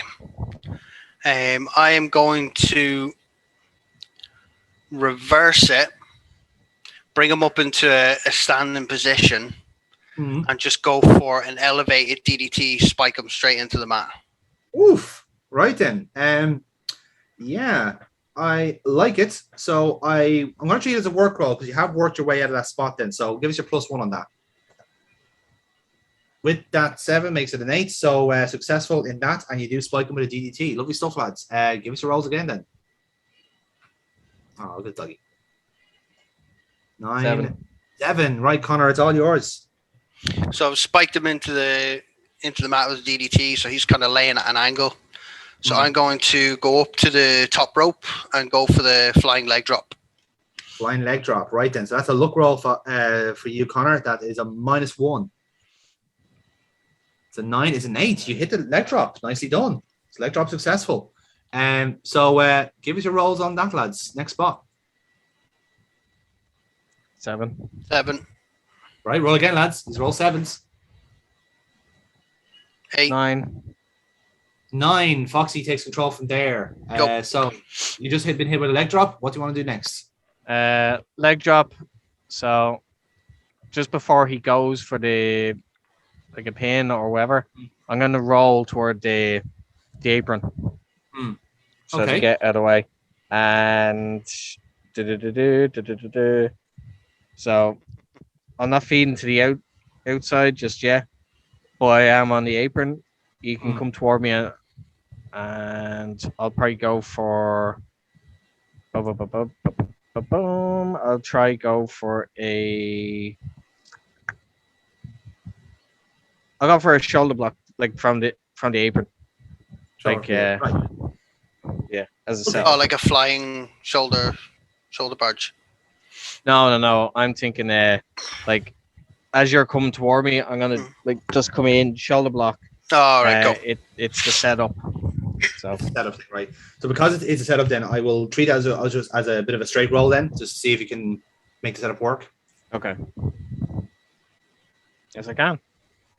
All right, then. So that's an 8. So lovely stuff, then. So we kind of like so we're rolling to the next spot, then. So you've hit a shoulder tackle on Locke has kind of stepping back, and we're going to our next spot from here, lads. So give us your rolls. So Fox, if you take this, then you can set up what you wanted to do.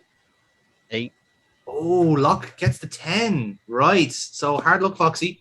So again, the shoulder tackle is here. So Foxy obviously has been setting up something here. Yeah. So maybe you want to let Connor know what you were doing, and he can perhaps get that's what I was gonna do. So Hmm.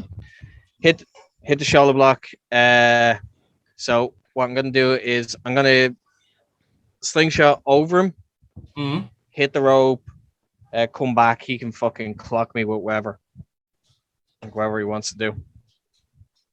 Or Dave? if he, I'm gonna go. You're coming back at me with your back to me, aren't you? no, like I've hit you with the shoulder block. You've kind of bent down. Mm. I'm after springboarding over. Oh yeah, and, yeah, and I'm taking off on the rope there, so I can come back and you can fucking clock me. Or Right. if you didn't want that, then I hit the shoulder block. You feed out as I go to fucking like springboard up. You can catch me off the ropes. I'm gonna go for the absolute clocking you. I'm gonna go for the super kick on the way Ooh. back. Nice. Super kick. Okay. Nice. I will treat that as a luck roll on that, Connor, if you don't mind. -1. And he hit it. Super kick Nice. successful. So lovely stuff there. Lovely stuff. And move on to our next spot then. So we've got 5 spots left, lads. And they can count. What's our next rolls? 5 Holy shit, 5. 5. Roll again, lads. again. Standards are just getting higher here, lads. 7. Fucking 9. 9. Right then. Foxy, it's yours. Yeah, so he's fuck. Yeah, he's after clocking me.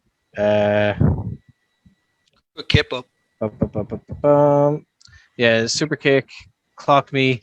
I'm not gonna do the no sell. Fuck that. But, fuck that. I'm not the Bucks. Like, or any indie wrestler ever. Mm. Flippy.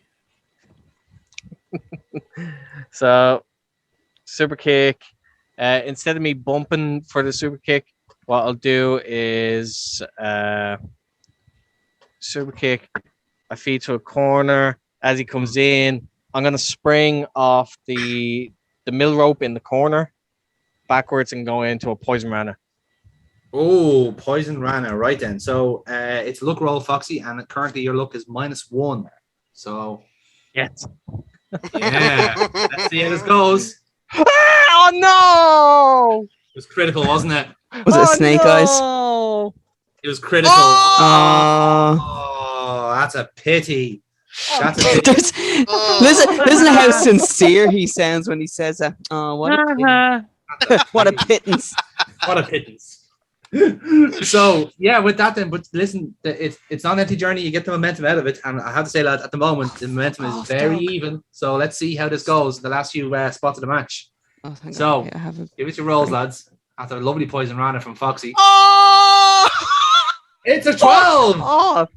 Right, third critical of this match, lads. Fucking hell. So Connor, it's to you. Do you want double? Oh! This Or is the back and audience. forward. Fucking fight forever, lads. Do you want extra spots?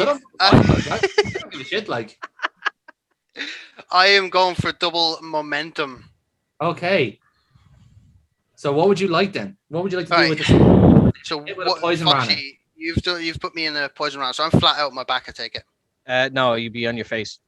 on my face. What'll I do on my face? Right. Okay. After you, I'm glad somebody got that. Fucking me and Jerry are just like, yeah. Sexy. So- Dirty bastard. Oh yes, spank me, Jerry. No, hang on, Dave. You have to say that as KC. Spank me, Jerry. That's so wrong. That's Take me so up to the wrong. bedroom and do what you want with me. Amy's missing this completely. And it's not going to make It's the edit recorded. either. She'll get it on catch up. I'm sure Jonathan's gonna make a fucking I'll make a compilation. video. So Dave, what He'll would do you it just from my reaction now. So it'll become a GIF. What I'll do is I try and pick myself up, but as I'm picking myself up, I'm kind of coughing and retching just a small bit, Okay. kind of clutching my throat, not really feeling anything like myself. So I'm stumbling up to my feet, and as I turn round, you can notice that I'm not quite myself. Something a little different has come over. And I am going to grab Foxy and basically German suplex him over the ropes, straight head first onto the side. Reversal from like a callback. Holy shit. I was about to say that was a work roll. That's a +1. So that's a critical German suplex. You motherfucker. Wow. You motherfucker. Wow. That's what you call Let's fucking get styling. critical. Dave, Critical. are you in the business for a manager? Hey, wait until I failed first, then go. No, I looking can for have more than one Combine client. Come on, this don't be family. jealous. Wait until I switch my gimmick. every time. Oh, you missed. No, you missed it a minute ago, Amy. You missed it a minute ago. Yes, you did. I'll watch it back. Don't ruin it for Yep. me. I probably would have pissed myself laughing. I was dying to use the toilet. I was. Probably a good thing too then. So again we get the kind of we get that kind of like a bit of character. So yeah, you get the poison rana and you kind of do kind of like, I suppose the best way to do it is like you just kind of just like stand up as in to say like you rise up, very kind of strange, like the almost like you're kind of like puppet strange almost, and like Fox going like, what's this all about? And then literally quick as anything, switch, vault Fox over the ropes, and we see the replays of it. It looks absolutely nasty. Commentators are kind of covering for how like unbelievable that looks. Like I have never seen anything like that before, Bill. That was the way that kind of looked stood up from that poison rana. I thought there was something genuinely wrong with it, but the feat of strength there was almost superhuman. That was incredible from Conor Locke. I didn't expect that at all. Unbelievable stuff here.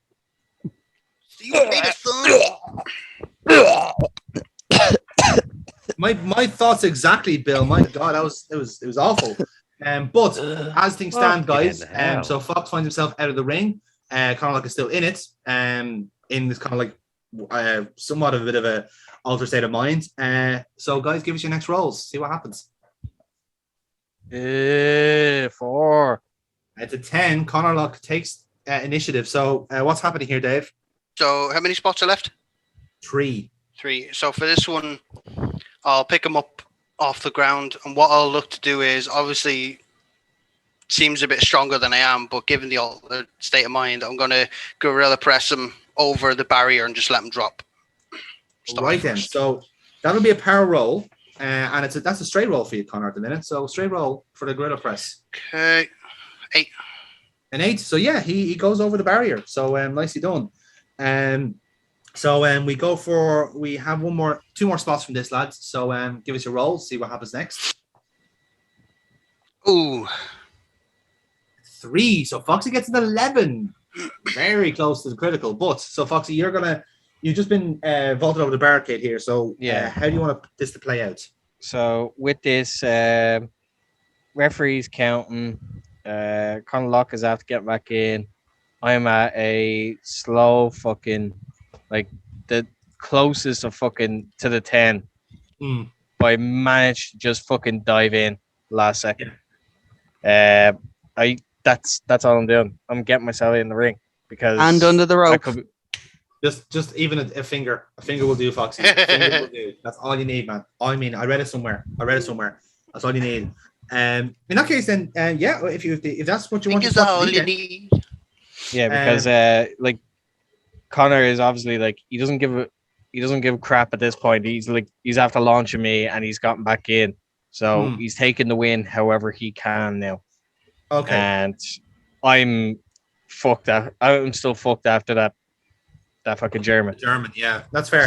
So in that case, then, I will just give it as a straight roll then to see if you can get back into the ring in time. So we'll go for a dip from there then. Yeah, just barely with 7. Just barely, yeah. It's only a 7. So you do just about get into the ring, Foxy, on that. And now we have our final spot before the finish. So give us your final spot roll. Let's see what happens. 10. 10 for Conor. 6. 6, right then. So Conor Locke will take advantage from here. So what are you doing here from this? So what I'm going to do is so it's this spot and then the finish, isn't it? Yeah. Yes. Yeah. So the way I'll set it up is I'm going to lift Foxy up off the ground. I'm going to whip him into the rope, and as he comes back, almost flapjack him into the corner buckle, into the turnbuckle, just he lands right there head first on the turnbuckle. Okay. I like it. I'm going to treat it as a reel, which is -1. So let's see if you can pull it off. 4. Right. Now, Foxy, this is your chance to reverse. So you are being given, as it were, a flapjack to the corner turnbuckle. So what would you like to do as a reversal? Yeah, the flapjack. You could land on it and then Yeah, so with the boom, literally launch me up as if for a flapjack, but because he launched me, I actually land on the top rope. Nice. Yeah. And then I'm gonna go for a corkscrew crossbody. Ooh, nice one. That is a very look roll, Fox. That's fancy. -1. Yes, it is. I'm still a high flyer. Yes, We do forget that. we do at times. Can you pull it off though? No. Oh, you don't. That's a shame. So I think the best way to do it is that Conlock sidesteps the crossbody. Yeah. And we leave it there then. So this is gonna roll into the finish. Then. So Drop it. what am I eating? Not much actually, but if you have anything there, that'd be great. Sorry. Mm. Right then. So here's the state of play, lads. Right. So as we get to the finish, so talk about your finishes first. So Connor, you I suppose will have a more kind of initiative from this. So where after dodging the crossbody, where would you like to go? I'm gonna show my new finisher off for this one. This is obviously an altar finish for the altar ego. An alternate finisher, okay. So it's basically going to be a Tower of London, but I'm going to call it the Looming Tower. So it's going to be basically a front face DDT from the top rope. Ooh. Just like Randy Orton does from the ropes, just like I'm standing, he's laying and straight down onto the mat, spiking. All right then. Right then, that's interesting. Foxy, how are you going to recover from the failed crossbody? It'd be crossbody. If he's going to be literally like picking me up, lifting onto the rope, and is it literally like spike frontward? Yeah, frontward. Yeah. For example, just straight down. Oh, okay.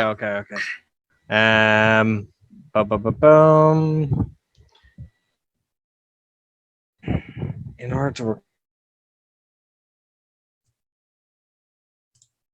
the only other way I could think of is that as he lifts me back onto the ropes, instead of him dropping forward, I hook him for a sleeper from there. Okay. From the corner. Yeah. Nice. All right then. Okay, interesting. We're going for something alternative here then for the finishes. I like it. So in that case then, your momentums, if you choose to suspend it, or suspend it even, Silver Fox, you're currently on 7. Connor Locke, you are on 9. So do I take it that you want to spend your momentum on this match? Yes? 100%. Oh. Yes. Right then. So there's a +7 roll for Foxy and a +9 for Connor Locke. Gentlemen, good luck. This is for the final. 10. 17. Foxy, it's a 17 to beat, or it's a 19 to beat. 19 to beat. It's a 4. Wow. Right then. So, Dave, talk us through it. Talk us through the looming tower. Sorry. Just before you do that, did anyone else notice how fucking smug Jerry was in his? But just because he took a sip of beer, did anyone else notice it? I caught that. Okay, grand. I wouldn't be so smug if I were you, Jerry. If I was looking at the match See card the Rob Midas, right? Just yeah. Yep. So yes, Dave, talk us through the finish then. So maybe a bit of a gruesome finish, but kill the cunt.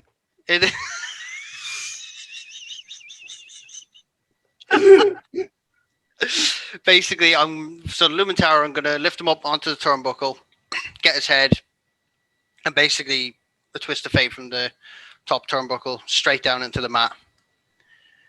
But what I'm going to go for the pin first of all. Hmm. So once that's done, I'll pin him, get the 3.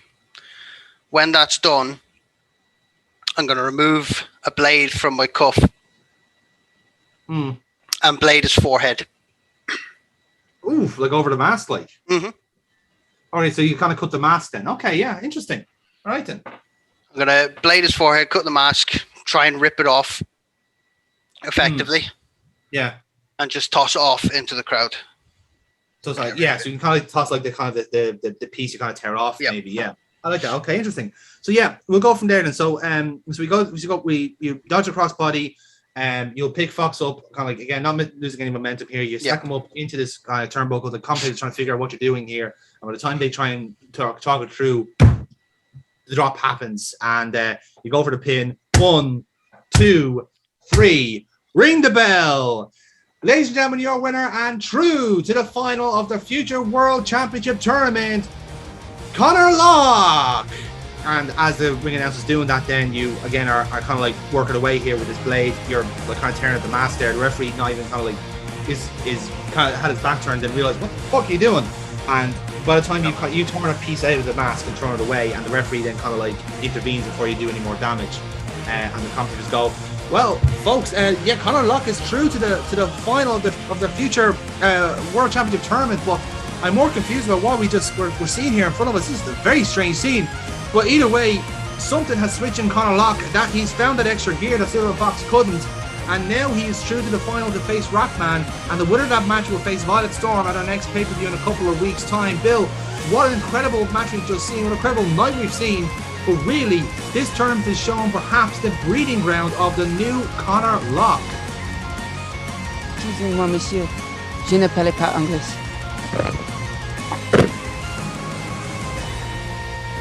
Do you know what? That explains a lot. But either way, his name was probably not even Bill to begin with. But nevertheless, either way, we are nearly out of time here on Future Wrestling. Connor Locke is being ushered out of the arena here before he does us any more damage. But either way, the main takeaway is that Silver Fox is now out of the Future Wrestling tournament, as is James Rage. 2 big hitters out. And we'll have the final next week on the VCR network.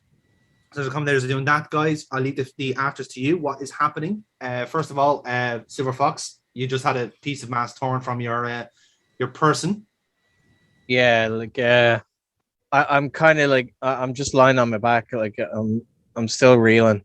I slowly I kind of get myself up, but like I'm seeing the blood. Then I'm also like in shock of it as well. But strangely, like just staring at it, and I don't know, like I'm just distant, and I slowly like pick myself up slowly, and I just kind of I'm looking around, almost as if I'm looking for like someone, but no one's there. And I'm walking to the back slowly. Indeed. And for Connor Locke, then the final shot goes to you. Then what's happening with you here? So as I'm being ushered out by several security guards, I kind of break away from them and grab a microphone and just test that it's on, and basically put it up and say, "The Wraith has arrived in Future Wrestling." Throw the mic to the ground and walk out the back curtain.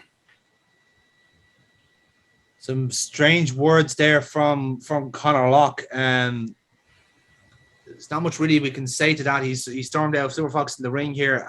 A very confusing end to tonight's action, but nevertheless, we are out of time here in the VCR network. Hopefully, we may get some answers to this next week. Who knows? But either way, we will see you next time on Future Wrestling for more of the same. The final of the tournament is next week. We'll see you then.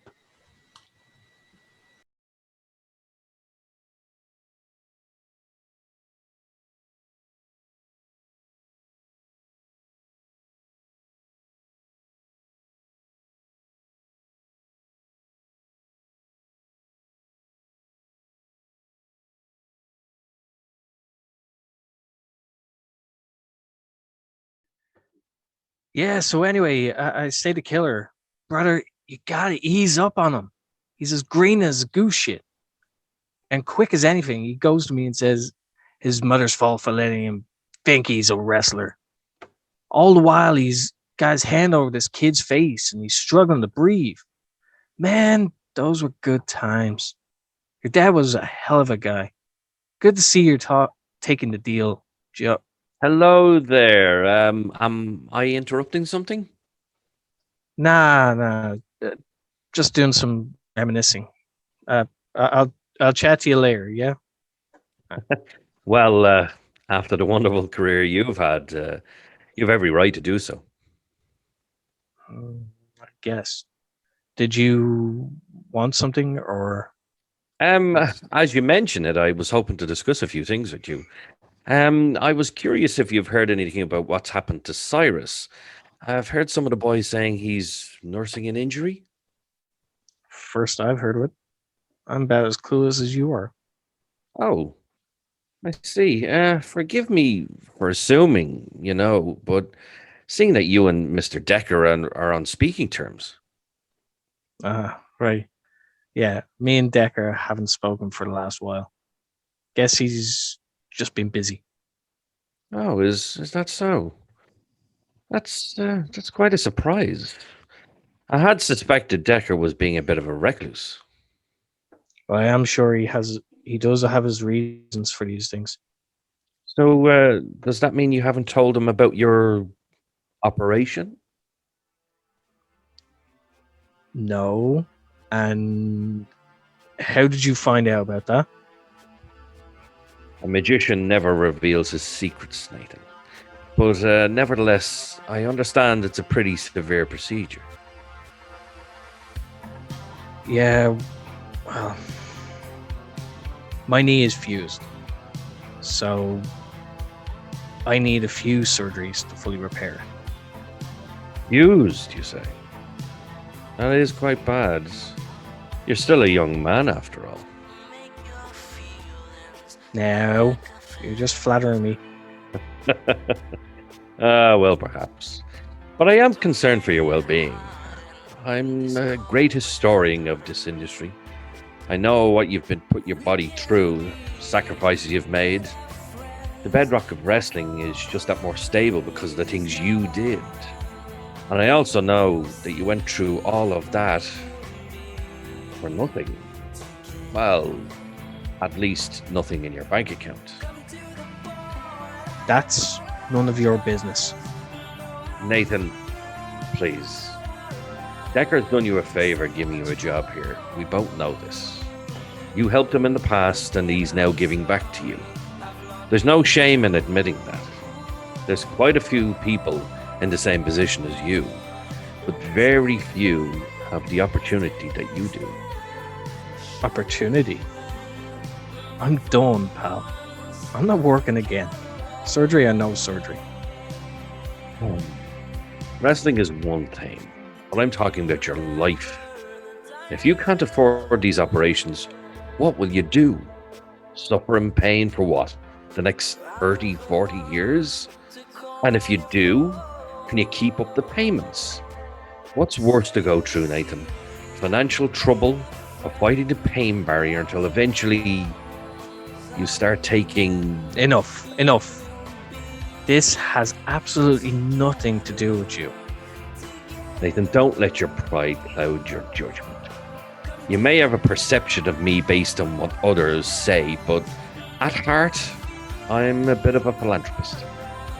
Once you're with me, I look after my people. And I can do the same for you.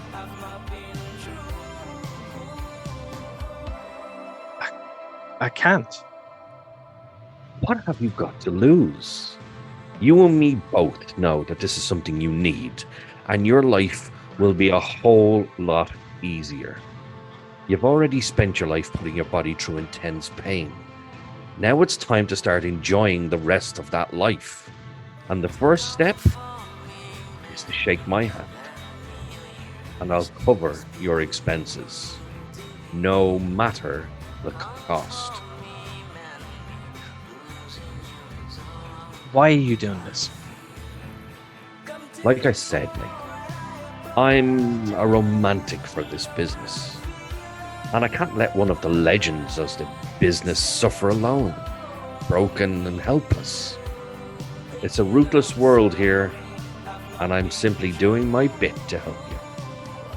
So, do we have a deal?